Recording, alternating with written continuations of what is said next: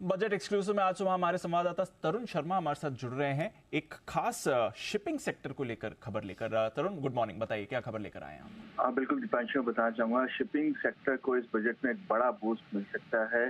जो हमारे सोर्सेज हैं वो ये बता रहे हैं कि शिपिंग बिल्ड या कहें कि शिप बिल्डिंग के लिए एक स्कीम जो चल रही है 2026 तक वो स्कीम है, उसकी जो मियाद है उसको बढ़ाया जा सकता है।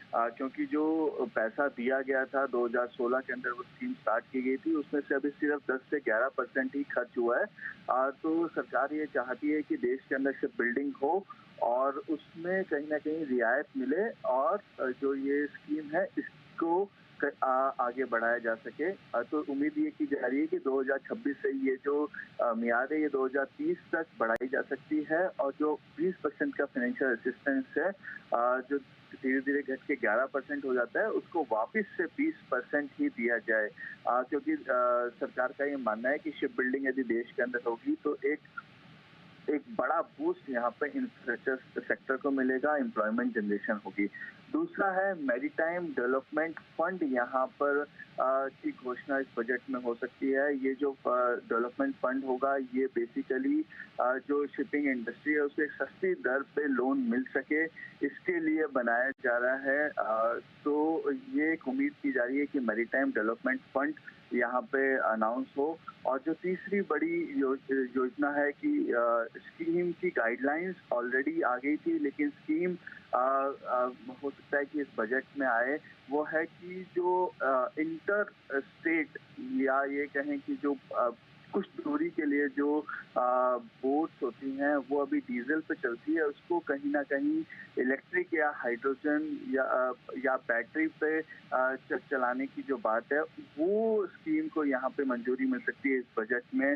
सरकार का प्लान है कि 1000 हरित नौका इसको बोलते हैं, तो हरित नौका इस स्कीम में दिए जाएं हर साल और उस पर एक सब्सिडाइज रेट पे ये दिए जाएं।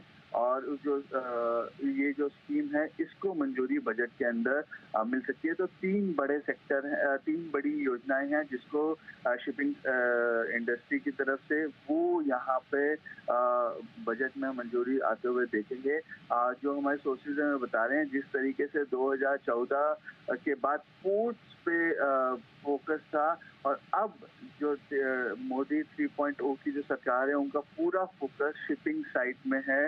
उनको लगता है कि पोर्ट्स अब सस्ते हो गए हैं, वो अपना खुद पैसा कमा पा रहे हैं। अब शिपिंग को देश के अंदर बढ़ाना है, इंडियन फ्लैगशिप जो है वो ज़्यादा से ज़्यादा सेल करें, ये उनका मानना है। तो इस वजह से ये तीन जो स्कीम्स हैं इस पे एक हम कुछ ना कुछ बजट में आता हुआ देख सकते हैं। ओके, तो बड़े कदम आ सकते हैं शिपिंग सेक्टर को लेकर इस बजट में, यहाँ पर रखेंगे नजर। स्पेशली शिप बिल्डिंग के लिए एक बड़ा बूस्ट हो सकता है। बहुत बहुत शुक्रिया तरुण हमारे साथ जुड़ने के लिए और आज सुबह ये बजट एक्सक्लूसिव शेयर करने के लिए।